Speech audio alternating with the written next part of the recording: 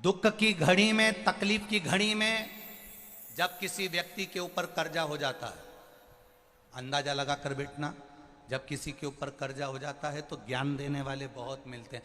काय को कर लिया? कौन ने बोला था दुकान डाल लो? कौन ने कहा था कि मकान बना लो? कौन ने कहा था कि गाड़ी ले लो? दुख की घड़ी में ज्ञान देने वाले ज्यादा मिलेंगे। कर्जा हो जाए, ज्ञान देने वाले मिलेंगे। परिवार वाले ही खुद कह देंगे और उड़ते फिरो, और उड़ो, और उड़ो। बहुत दुनिया के लोग तुम्हारी दुख की घड़ी में तुम्हें ज्ञान देते रहेंगे। ज्ञान देने वाले बहुत मिलेंगे, पर इतना याद रखना, साथ देने वाला कोई नहीं मिलेगा। तू भी करोड़पति था, अगर थोड़ा कर्जा हो गया तो चुका दे। ज्ञान देने से अच्छा थोड़ा सा सहयोग कर दे। सहयोग कोई नहीं करेगा, सहयोग तो मेरा महादेव ही करेगा, कोई नहीं। कर्जा हो गया, बड़े भाई आए चिल्लाए, छोटे भाई आया चिल्लाया, रिश्तेदार आए चिल्लाए, ये आया वो उसने चिल्ला दिया। क्यों करा? क्या करा? दुकान क्यों डाली? ये क्यों करा? वो क्यों करा? शादी क्यों करी? ऐसा क्यों करा? वैसा कर। ये ज्ञान देने वाले ज्यादा मिलेंगे। तुम एक छोटी सी बात, लड़का लड़की की शादी करी, शादी करने के बाद संबंध बेकार हो गया, टूट गया, तलाक बात निकलने लगी। कितने लोगों ने रसगुल्ला खाया था रे शादी में?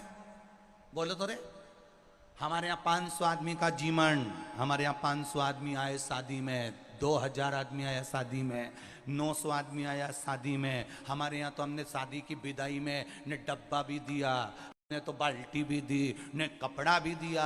अब लेने वाले तो खूब मिल गए, लड्डू खाने वाले भी सब मिल गए, डीजे पे नाचने वाले भी सब मिल गए। और मालूम पड़ा जब तलाक की बात आई ने छोरी ने इल्जाम धर दिया, और मालूम पड़े अदालत में पेशी अकेला करता फिर गए। फिर वो डब्बा लेने वाले कहाँ चले गए, ने डीजे पे नाचने वाले कहाँ चले गए। अब सब कहते फिर रहा वो तो है ही ऐसे, वो तो है ही ऐसे। अच्छा हुआ छोरी ने केस लगाया। अब जो रसगुल्ला खा के गए थे, जो डब्बा लेके गए थे, जो कपड़ा पहन के गए, डीजे पे नाचे, अब वो ही तुमको ताना दे रहा है, वो ही तुमको अपशब्द कह रहा है। अरे सोचो, वावारी दुनिया, मतलब की दुनिया में किसी का कोई नहीं। कौन देगा साथ? ज्ञान देने वाले ढेर मिल जाएंगे।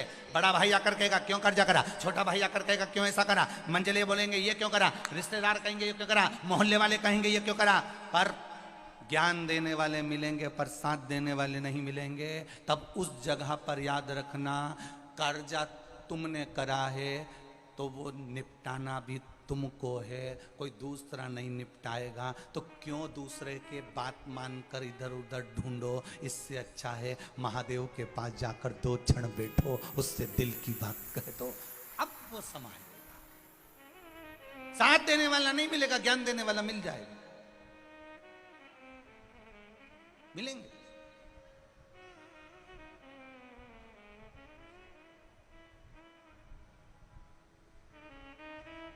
समझाओ किसी दुर्जन व्यक्ति को, किसी बेकार व्यक्ति को समझाओ, वो समझता है। अच्छे व्यक्ति को समझा सकते हैं। वो कहते ना, कल कथा में कहा था, ज्ञानी को समझाया जा सकता है, अज्ञानी को समझाया जा सकता है, पर अभिमानी को नहीं समझा सकते। तुम कितना ही प्रयास कर लो, कोई समझे? अगर समझने से सब काम हो जाता तो महाभारत का युद्ध ही नहीं होता। भगवान कृष्ण 5 बार समझाने गए, बस दुर्योधन को, दादा एक सुई की नोक के बराबर नहीं दूंगा। भगवान ने तो केवल इतना ही समझाया था, रे दुर्योधन 5 गांव का राज्य दे दे। बोलो री जी जी सही है कि गलत है? बस इतना ही। द्वारिकाधीश जैसे जो गीता का ज्ञान देना है, उन्होंने दुर्योधन को समझाया। द्वारिकाधीश जैसे ने दुशासन को समझाया, द्वारकाधीश जैसे ने इन सबको समझाया। पर अहंकार इतना भरा हुआ था कि वो समझ में आए तब तो समझाओ उसको जो समझ जाए। और समझ में कब आया? जब दुर्योधन का पूरा कुल डूब गया, सब मर गया।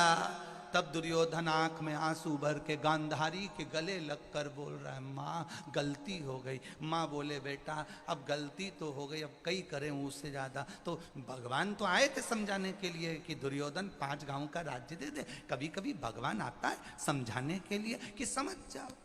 तुलसीदास जी बैठ के रामायण लिख रहे थे,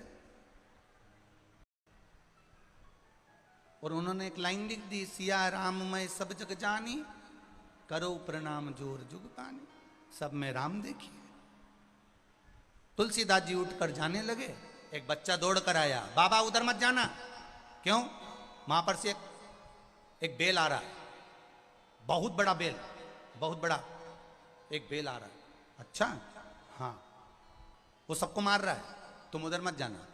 तुलसीदास जी बोले, तूने रामायण में पढ़ा नहीं? मैंने लिखा है, सिया राम मैं सब जब जग जानी, सब में राम समाया।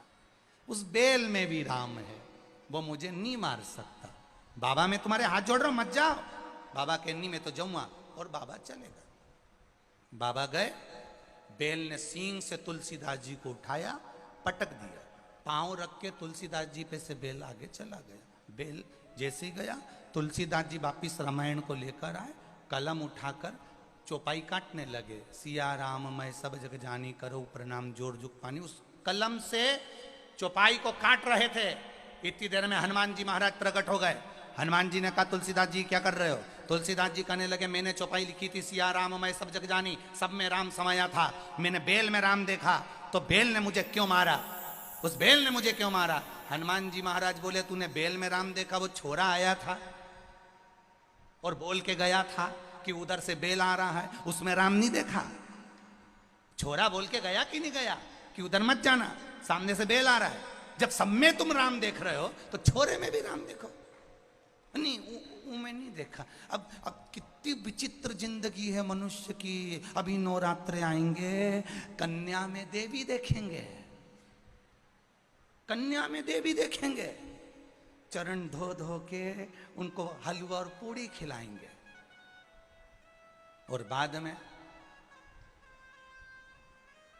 अब नहीं बोलूं तो अच्छा, फिर वही देवी आग लग जाए, ना जाने कहां से पैदा हो गई, मारे खाए खाए खाए जाए। अब वो देवी तुम्हें नवरात्र में देवी दिख रही थी, और पूरी हलवा खाने के बाद अष्टमी जाते से ही वही तुमको पूरी दिख रही है। वही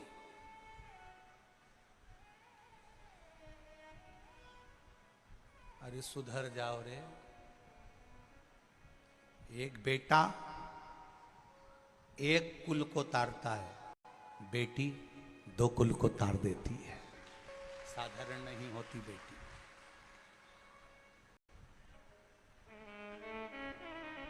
साधारण नहीं है। सम्मान करना सीखो बेटियों का। घर में